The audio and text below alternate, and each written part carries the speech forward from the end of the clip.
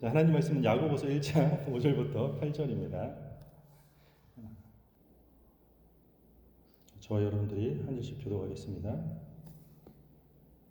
너희 중에 누구든지 지혜가 부족하거든 모든 사람에게 후히 주시고 꾸짖지 아니하시는 하나님께 구하라. 그리하면 주시리라.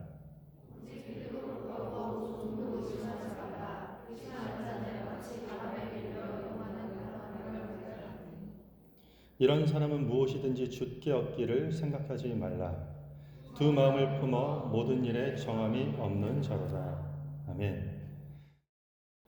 자, 오늘 말씀 제목은 모순이라는 주제로 하나님 말씀을 함께 증거하도록 하겠습니다. 누구나 살다 보면 어렵고 힘든 시련이 닥칠 때가 있습니다. 그럴 때면 왜 시련이 우리를 압도할까요? 왜 우리는 어떤 그 고난과 어려움을 씩씩하게 이겨내지 못할 때가 더 많을까요? 어째서 우리는 그 시련들 앞에서 굴복하는 일들이 더 많을까요? 혹독한 시련을 견뎌내는 그 삶의 기쁨을 대체로 맛보지 못하는 이유가 무엇일까요? 어려운 시험이 우리 삶 가운데 닥치게 되면 부족함이 드러나기 마련이에요. 곳곳에 부족함이 드러나요. 그 시험과 관련된 사람들의 사악함이 드러나기도 해요. 그리고 때로는 세상의 잔인함이 드러나기도 해요. 어떤 허망함과 같은 모든 부족함이 드러나게 돼요. 뿐만 아니라 자기 자신에게 있는 부족함도 드러나게 돼요. 시기, 질투, 헛된 욕망, 부족한 인격, 부족한 믿음이 적나라하게 드러날 때가 있어요. 오늘 본문 말씀은 시험을 만나면 드러나는 부족함 중에 여러 가지가 있는데 그 중에 하나로 지혜를 꼽고 있어요. 뭐라고요? 지혜. 시험을 당하면 많은 부족한 것들이 드러나요. 때론 돈의 부족함이 드러나기도 하고 열악한 환경이 드러나기도 하고 부족한 실력, 부족한 믿음, 부족한 인격 이런 것들이 드러나요. 그런데 하지만 정말 부족한 것은 이 모든 일에 대한 하나님의 뜻, 그러니까 하나님의 이 모든 일들을 통해서 무엇을 하고자 하시는가에 대한 하나님의 뜻을 아는 지혜가 가장 부족하게 드러날 때가 있다라는 것이에요. 그래서 신앙생활의 가장 큰 병에 대해서 무지함이라고 얘기해요. 깨닫지 못하는 것. 하나님의 뜻과 하나님의 섭리와 하나님의 사랑과 하나님의 역사하심에 대한 그 어떤 것도 깨닫지 못하는 그 무지병에 걸리는 것이에요. 오늘 우리가 읽은 5절 말씀에 보면 너희 중에 누구든지 지혜가 부족하거든 모든 사람에게 후히 주시고 꾸짖지 아니하시는 하나님께 구하라. 그리하면 주시리라. 아멘. 오늘 이 야고보서 말씀에서는 시험의 한가운데 빠졌을 때 무엇보다도 지혜가 필요하다고 강조해요. 그리고 그 지혜를 후히 주시고 꾸짖지 아니하시는 하나님께 구하라고 권면해요. 그런데 이런 말씀을 볼 때 우리가 헷갈리면 안 돼요. 후히 주시고 깨닫지 아니하시는 하나님께 구하라. 그리하면 주시리라가 핵심이 아니에요. 한번 5절 말씀 한번 넘겨주실까요? 우리는 이런 말씀 구절을 한 절만 딱 접하더라도요. 우리는 앞에 말들을 다 자르고 뒤에 거 구하라 그리하면 주시리라를 너무 좋아해요. 로또 당첨을 구하면 하나님께서 꾸짖지 아니하시고 후히 주신다라는 그런 뜻일까요? 목적어가 뭐죠? 지금 뭐를 주시겠다라고 얘기하고 있는 거죠? 누구든지 뭐가 부족하거든요? 지혜가 부족하거든. 그러니까 너희들이 지혜가 부족하거든. 지혜를 구할 때 하나님께서 그 지혜를 주신다라고 이야기하는 것이에요. 우리는 인생에서 본의 아니게 여러 가지 시험을 만나게 돼요. 여기 있는 그 누구도 예외가 없어요. 문제는 이 시험을 지나가면서 그것을 어떤 결과물로 만들어내는가가 관건이에요. 이때 성도에게 필요한 게 바로 지혜예요. 성경도 그때 바로 지혜가 필요하다고 이야기하고 있는 것이에요. 야고보서에서 오늘 이 성경에서 말하는 지혜는 철학적 사색이나 지적인 인식을 말하는 게 아니에요. 물론 기독교의 지혜는요, 하나님에 대한 깊은 인식이 필요해요. 탐구적인 지성의 구도심과 목표도 당연히 지혜 안에 포함돼요. 그러나 기독교인의 지혜는 본래 실제적인 것이에요. 성경에서 말하는 지혜는 아주 프랙티컬한 것이에요. 하나님으로부터 구하는 지혜는 매우 실제적인 것이요. 그래서 지혜는 너무 실제적이어서 우리가 현재 겪고 있는 시험을 이기는 수단이 되는 것이에요. 그게 지혜예요. 일상생활 속에서 결단하는 것이요. 지혜를 가지고. 인간관계에서 행동으로 옮겨지는 것, 그게 지혜예요. 이게 성경이 말하는 지혜예요. 그러므로 우리가 하나님께 지혜를 구한다라는 말은 어떤 문제를 만났을 때 뜬구름 잡듯이 추상적인 인식들만 그냥 열거시키는 것이 아니라 실제적으로 그 문제에 대한 정답을 달고 해결한다라는 의미가 되는 것이에요. 우리 6절 말씀 함께 보겠습니다. 6절에 보면 같이 읽겠습니다. 시작.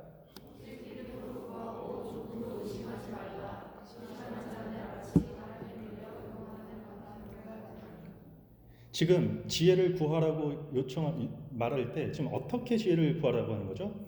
믿음으로 구하라고 하고 있어요. 지혜를 구할 때 믿음으로 구하라는 것이요. 히브리서 11장 6절입니다. 믿음이 없이는 하나님을 기쁘시게 하지 못하나니 하나님께 나아가는 자는 반드시 그가 계신 것과 또한 그가 자기를 찾는 자들에게 상 주시는 이심을 믿어야 할지니라. 믿음은 외적인 상황이 어떠하든지 상관없이 지속적으로 하나님께 신뢰를 보내는 것이에요. 당연하죠. 그게 믿음이에요. 하박국서 2장 4절에 보면은요, 오직 의인은 믿음으로 살리라라는 성경 구절이 나와요. 근데 여기서 믿음이라는 단어가요, 히브리 단어 에무나라는 단어예요. 에무나. 그런데 이 단어가 출애굽기 17장에 가장 먼저 사용돼요. 이스라엘 백성들이 홍해를 건너서 광야로 들어가자마자 갑자기 외부의 적과 전쟁을 하게 돼요. 전쟁을 한 번도 400년 동안 해보지 않았던 이스라엘 백성들이 아말렉과 전투를 해요. 그런데 전쟁에서 승리해요. 승리하게 되는 비법이 하나 있어요. 아주 독특한 방법이에요. 모세가 두 팔을 들고 있으면은 전쟁에 우리가 승리에 가까워지고, 두 팔이 점점 내려가면은 열세가 되는 것이에요. 점점 밀리는 것이에요. 그래서 이 아론과 훌이 양쪽에 모세의 팔을 들고 밤새도록 버텼더니 이스라엘 백성들이 승리했다라는 거죠. 그때 두 팔을 들고 양쪽에서 붙들고 내려오지 않도록 해가 질 때까지 버텼다라는 그 버티다라는 단어가 하박국서에서 믿음이라고 사용하는 이 에무나라는 단어. 우리가 기독교 신앙생활 하면서 된다. 믿습니다. 이게 믿음인가요? 믿음이 아니에요. 저는 이거를 정신통일이라고 해요. 자기 체면. 에이, 목사님, 어떻게든 잘 되겠죠. 믿음이 아니에요. 그냥 대책 없는 낙관주의예요. 무슨 얘기하면 아멘 잘하시는 분 계세요. 아멘! 그렇게 되면 참 좋겠어요. 이게 믿음일까요? 아니에요. 그냥 막연한 기대예요. 성경에서 말하는 믿음은 모든 것을 하나님께서 하실 거라 신뢰하고 버티는 것이에요. 하나님이 다 하실 거라고 의지하고 주어진 상황을 잘 버텨내는 것이요. 그것을 믿음이라고 이야기하고 있어요. 오늘 본문에 보면은요, 이 믿음의 반대를 얘기해요. 우리 한번 6절 다시 한번 볼까요? 오직 믿음으로 구하고 조금도 의심하지 말라. 의심하는 자는 마치 바람에 밀려 요동하는 바다 물결 같으니. 믿음의 반대는요, 불신이 아니라 의심이에요. 의심. 여기서 지금 조금도 의심하지 말라라는 표현은 기도 응답 받기 위해서 어떤 의심도 하지 말라는 뜻은 아니에요. 그렇다고 기도할 때 의심하지 않고 하나님께 구해야지 네가 구한 모든 기도 제목 그대로 받을 수 있다라는 이야기도 더더욱 아니에요. 솔직히 의심은요, 우리 생활 가운데, 우리 신앙생활 가운데 자연스러운 것이에요. 만약에 사기꾼의 말이나 이단 사이비 교주의 말을 의심하지 않고 무조건 의심 없이 받아들이는 사람을 우리는 어리석은 사람이라고 하죠. 본문에서 의심이라고 이렇게 한글로 번역이 된 게 다소 아쉽지만, 의심의 원어 뜻은요, 어떤 문제에 대해서 양쪽에서 저울질하는 것이요. 이 의심이라는 단어가 가지고 있는 원래 명확한 표현은요, 이 어떤 문제에 대해서 양쪽에서 저울질하는 것을 의심이라고 하는 것이요. 내 뜻과 하나님의 뜻을 양쪽에 놓고 저울질하는 행위예요. 의심은 시험을 온전히 이겨내지 못하게 하기 때문에 우리에게 반드시 조심해야 될 부분 중에 하나예요. 어떤 문제를 놓고 양쪽에서 계속 저울질하기 때문에 결국에는 하나님의 뜻을 절대로 온전히 선택하지도 못하고 신뢰하지도 못하게 돼요. 그래서 또 다른 모양의 어떤 시련들을 다시 만들어내요. 그런데 지금 이 의심하는 자가 마치 뭐와 같다고 지금 성경이 얘기하죠? 의심하는 자는 마치 바람에 밀려 요동하는 바다 물결 같다라는 거죠. 바람에 밀려 요동치는 바다 물결과 같다라는 거죠. 의심은 하나님과 자기 자신 사이에서 밀려갔다 밀려오고 왔다 갔다 하는 상태를 의심이라고 말하는 거죠. 누가복음에 보면은요, 이 바다 물결이라는 똑같은 단어가 등장을 해요.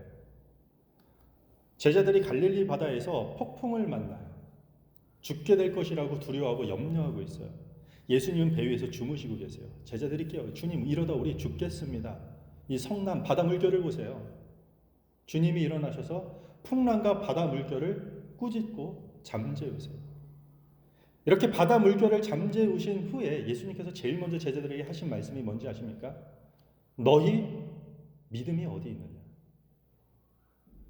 지금 바다 물결을 이야기하면서 뭘 얘기하죠? 믿음을 얘기하고 있는 거죠. 폭풍에 밀려 요동치는 바다 물결과 믿음을 대치시키면서 예수님이 제자들에게 하고자 하는 말씀이 뭘까요? 주님과 함께 그 배에 있으면서도 요동치는 물결을 보고 버티지 못하는 상태, 너희 믿음이 어디 있느냐? 그게 믿음 없음의 상태라는 것이에요. 오늘 야고보서 버전으로는요, 그게 의심이라고 하는 것이에요. 이어서 7절, 8절에 보면은요, 이런 사람은 누구든지 죽게 얻기를 생각하지 말라. 두 마음을 품어 모든 일에 정함이 없는 자로다. 이런 사람들은 지혜뿐만 아니라 무엇이든지 죽게 얻기를 생각하지도 말라고 얘기해요. 이유가 뭐죠? 두 마음을 품었기 때문에. 두 마음을 품었기 때문에 안 된다라는 거죠. 두 마음은요, 어떤 마음일까요? 나누어진 마음이에요. 마음이 어떻게 두 개 있어요? 근데 하나의 마음이 양쪽으로 나누어진 거죠. 두 마음을 품었다라는 것은 하나님의 뜻과 자기 자신의 뜻을 동시에 원하는 것이에요. 자기가 원하는 것은 이미 결정했어요. 자기 방법대로 수단과 방법을 가리지 않고 얻고자 하면서 동시에 이 모든 것을 자신이 원하는 대로 달라고 하나님께 구하는 것, 이게 뭐라고요? 이게 두 마음이라는 것이에요. 이게 의심하는 자들의 전형적인 형태라는 것이에요. 하나님께 구하기는 해요. 하나님 이것 좀 주세요. 제가 나쁜 거 달라고 합니까? 하나님 이것 좀 주세요. 하지만 정작 그 응답으로 주시는 결정을 따를 의사는 없는 마음이에요.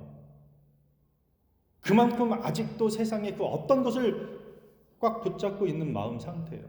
이게 두 마음이에요. 심지어 하나님의 뜻을 거스를 때조차도 그것은 절대 놓지 않아요. 붙잡고 있어요. 한쪽 발은 불 속에 놓고, 그리고 하나님을 향해 다른 한 발을 내디으면서 구해달라고 간청하는 모습과 같아요.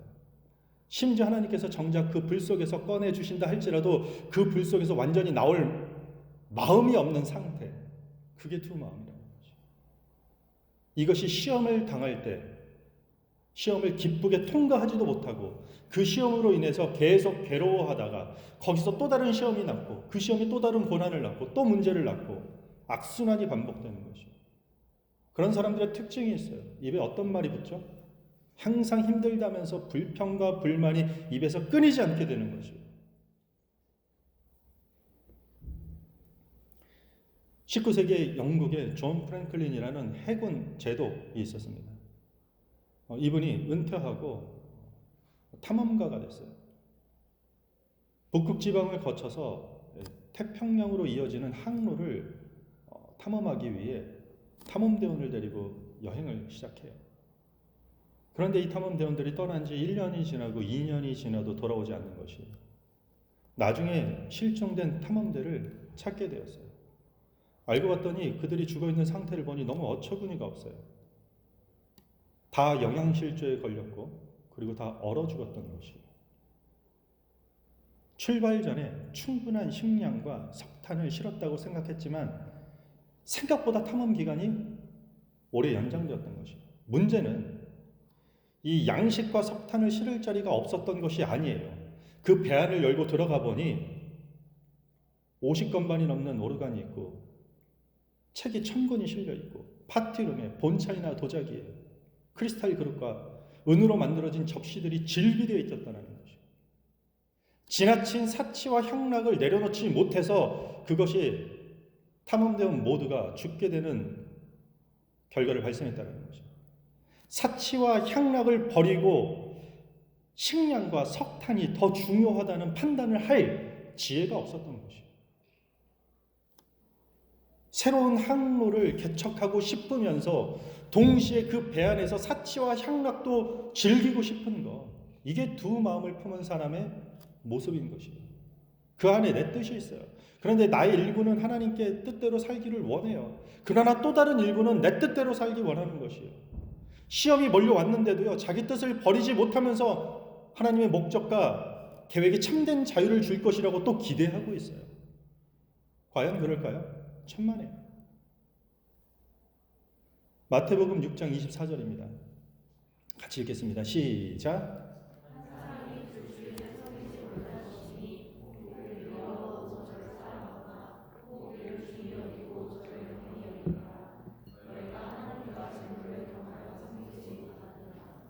아멘. 예수님께서 제자들과 무리들에게 지금 무슨 얘기를 하냐면 두 주인을 섬길 수 없다라는 것이요. 근데 두 주인 중에 누구를 두 주인이라고 하죠? 하나님과 재물이에요. 만몬, 재물이에요. 근데 재물의 중심이 항상 누구죠? 나 자신이에요. 해석을 하면요, 나 자신과 하나님을 동시에 섬길 수 없다라는 것이요. 그런데 재물과 하나님을 겸하여 섬겼다면 그게 두 마음으로 갈라졌다라고 얘기하는 것이에요. 그게 부정한 마음이에요. 그게 하나님의 진노 아래 놓일 죄인의 실체의 모습이라는 것이요. 그러므로 절대 두 마음 품지 말라고 성경은 여기저기에서 우리에게 이야기하고 권면하고 있는 것이에요. 오래전에 중국에서 한 상인이 모든 것을 다 뚫을 수 있는 창이 있습니다 라면서 창을 팔기 시작했어요. 사람들이 환호하면서 그 창을 사기 시작했어요. 이 창을 다 팔고 난 다음에 이 상인이 다시 시장에 나타나서 이제 모든 것을 막을 수 있는 방패가 있습니다. 한 사람이 질문해요. 지난번에 모든 것을 다 뚫을 수 있는 창, 그리고 오늘 파는 모든 것을 다 막을 수 있는 방패, 그거 두 개 대결하면 어떻게 될까요? 상인이 어떻죠? 아무 대답을 못해요. 이 이야기를 가지고 창 모자에 뒤에 보이시죠? 방패 순자를 써서 모순이라고 부르기 시작했다는 것이죠. 두 가지 판단이 서로 양립하지 못하는 상태를 모순이라고 이야기해요. 우리가 시험 당할 때, 우리가 어떤 어려움을 당할 때, 내가 예상치 못한 고난과 역경들을 마주할 때 우리는 하나님께 어떤 강력한 문제도 막아주실 방패막이 되어달라고 기도하고 우리는 요청해요. 하지만 동시에 돈이라는 칼은 이 시대에 어떤 것도 다 뚫을 수 있는 강력한 무기가 된다고 의지하는 것, 이게 나눠진 마음이고 이게 모순이라는 것이에요. 잘 한번 돌아보세요. 우리 그럴 때 너무 많지 않나요? 제가 중국에서 어학연수를 했던 적이 있어요.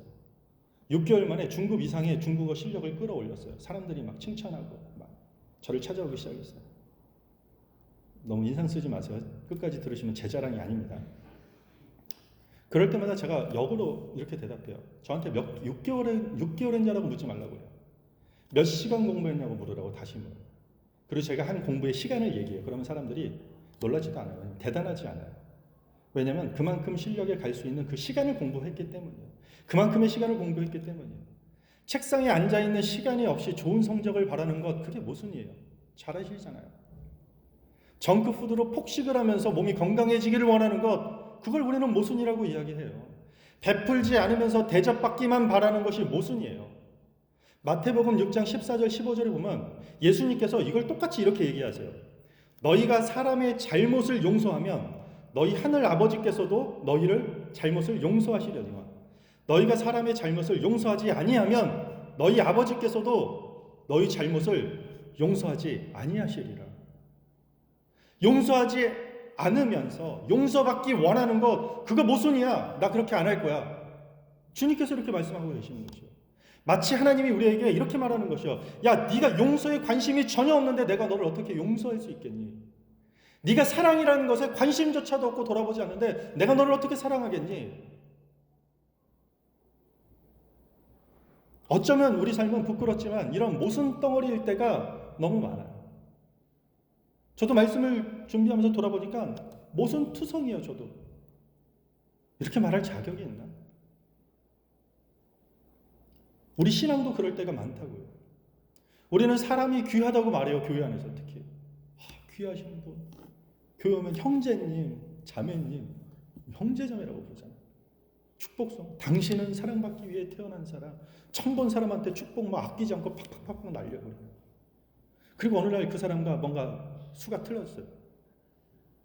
저 원수 같은 인간도 축복의 사람이냐고 물으면 그건 아니래요. 이게 모순이라는 거죠. 여러분들은 어떠십니까? 좋은 사람을 만나고 싶은데 혹시 내가 좋은 사람이 되는 것은 조금 부담스럽습니까? 거룩한 교회를 필요로 하는데 내가 거룩한 그리스도인이 되는 것은 아직은 나와 상관없는 일이라고 여러분들 생각하십니까? 이게 믿음이 없는 것이에요.